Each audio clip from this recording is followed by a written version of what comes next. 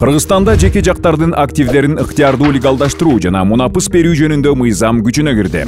Мыйзам кимге тиешелүү? Кыргызстандын жарандыгы бар адамдардын бардыгына, жашап турууга мүмкүнчүлүгү бар адамдарга, кайрылмандарга. Сиз эмнени декларациялай аласыз? Кыймылдуу жана кыймылсыз мүлктү, банк эсептериндеги каражаттарды, өлкөдө жана анын чегинен тышкары накталай акчаны, баалуу кагаздарды, виртуалдык активдерди, Кыргыз Республикасындагы коммерциялык уюмдардын жана чет өлкөлүк уюмдардын уставдык капиталына жана мүлкүнө катышуу үлүштөрдү.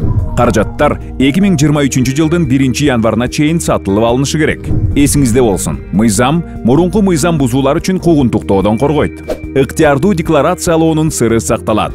Бирок мыйзам изделип жаткан адамдардын улуттук жана эл аралык тизмелерине жана санкциялык тизмелерине киргизилген адамдарга, жеке инсанга жана жеке менчикке каршы кылмыш жасаган адамдарга жайылтылбайт.